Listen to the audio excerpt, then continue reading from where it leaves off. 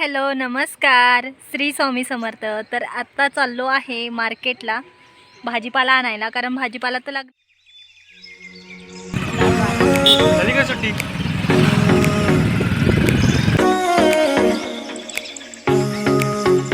हे आहे आमचं कोलार असं छोटंसं गाव आणि तिथला छोटासा बाजार।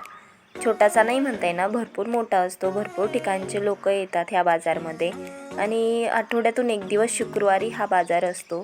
सगळे एकत्र येतात, सगळे भाजी वगैरे असतात, सगळे भाजी मंडळी लोक एकत्र भाज्या घेऊन येतात। आणि बोरं बघा, मी सगळ्यांचा भाव देखील सांगणार आहे तुम्हाला।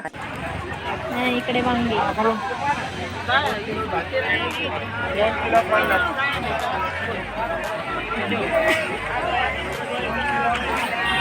भेंडी कशी दिली रे दादा?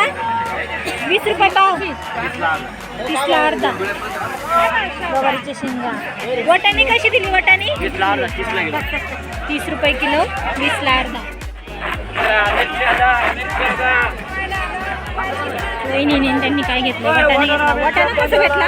25 किलो, 25 किलो वाटाणा। 15ला अर्धा वाटाणा, मिरच्या 15ला अर्धा। आणि इकडे मिरच्या कशा बोलले? 10ला पावशेर, 15ला अर्धा। 15ला अर्धा, 10ला वाटाणा मिरच्या 15ला अर्धा। वाटाणा मिरच्या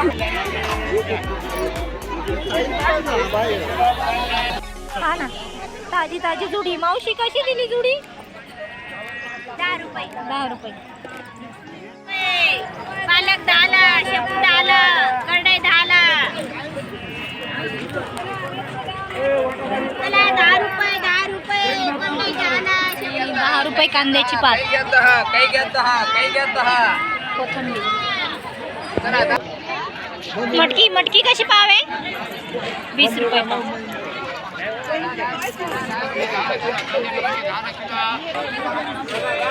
करडईची भाजी, कोथिंबीर।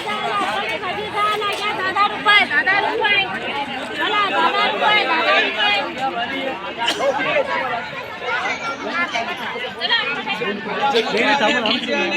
सगळे सहकार्य आले का मग बाबा सांगा बरं। दोन्ही मिळून 100 रुपये म्हणजे काय माहिती का किलोची 100। आणि लसूण 30 रुपये किलोने घेतला। आणि अद्रक कसं घेतलं? आणि 60 रुपये किलोने लसूण, अद्रक। गावातले आपले भाजी मार्केटवाले सगळे मेंबर। गावाकडला हा फायदा असतो। आणि हा सुट्टा माल पण भेटतो, पापड, लोणचं। वडिलांच्या वर्षश्राद्धासाठी आम्हाला भाजीपाला घ्यायचा होता। आचारी काकांनी भरपूर अशी लिस्ट लिहून दिली होती आणि म्हणून मग गोणीच घेऊन आलो, कारण पिशवीत हा काही बाजार जाणार नव्हता। मिरच्या वगैरे भरपूर लागतं आचारी लोकांना, लसूण, अद्रक। परत आम्हाला कोबीची भाजी करायची होती, तर कोबीच्या भाजीसाठी देखील आम्हाला 35 गट्टे म्हणजे 35 कोबी घ्यायचे होते। तर त्यासाठी पिशवीत काही होणार नव्हतं। तर इथे हे काका होते, तर त्यांच्याकडून देखील काही कोबी घेतला आम्ही। बाकी अजून भरपूर ठिकाणी कोबी घेतला, कारण एका ठिकाणी मिळत नव्हता, खूप सारा कोबी पाहिजे होता। आणि असं वाटाणे वगैरे, मिरच्या, लसूण, जे काय आम्हाला घेता येईल तिथून आम्ही घेतला। आणि गावचा बाजार हा फ्रेश बाजार असतो, अगदी काहीच आधीचं वगैरे काहीच नसतं। हा दादा बघा अगदी लाजूनच गेला।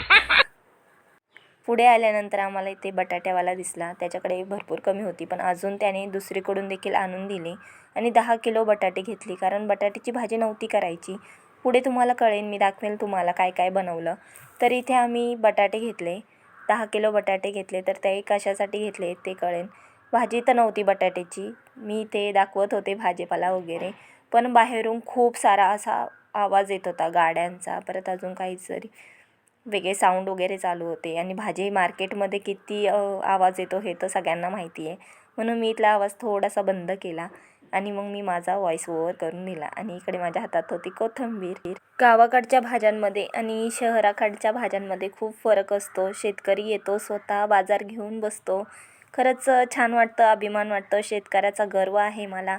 आणि इथला भाव म्हणजे गावाकडला भाव आणि शहराकडला भाव खूप महाग आहे। शहराकडे प्रत्येक भाजीला डबल किंमत असते।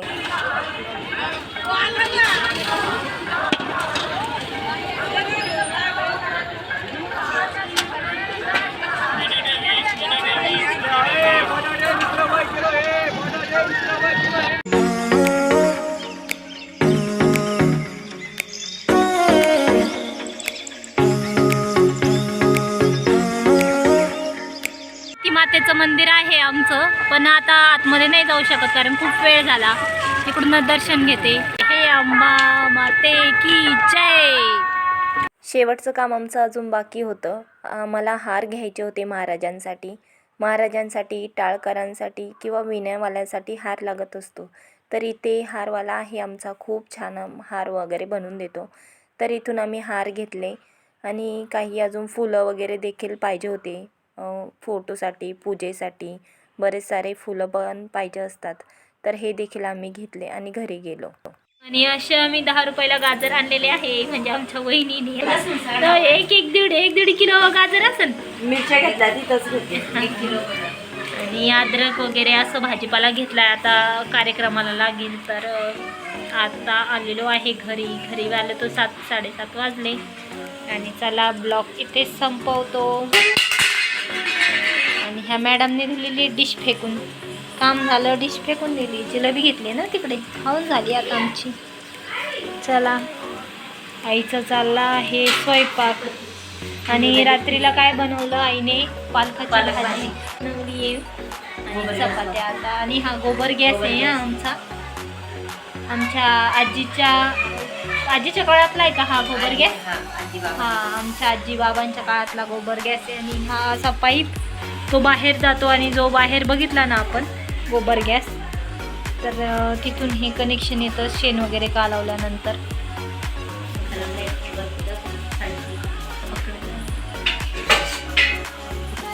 आणि सेम आपल्या गॅससारखा जाळ असतो. आता बहुतेक जणांना माहिती असेल शेणावरती. हां, म्हणजे ही किती बचत भारी. हां, हो की नाही? सांग जरा महत्त्व सांग, काय काय असतं गॅसचं इंधन. याच्यामुळे ना काही धोका नसतो. हां, अजून स्फोट होऊ शकत नाही. हां. सिलेंडरचा असं स्फोट होतो. हां तसं शेणाच्या गॅसचा काही धोका नसतो. हां. आणि अजून काय होतं? बचत पण असते. हां, मेन काय होतं की बचत होते आपल्याला. इथे 1000 रुपये आता गॅसची टाकी झाली आहे. किती महाग झाली. हां, आणि इथे आपली चांगली बचत होऊन जाते. बचत होते. आणि चला आता व्हिडिओला बाय बाय करतो कारण रात्र झालेली आहे. हो की नाही अजू? बाय बोला. लाईक करा, शेअर करा, सबस्क्राईब करा. हो की नाही? आणि बाय करा ओजू. Bye bye. आपल्याला सरप्राईज करा. सरप्राईज करा. सबस्क्राईब करा.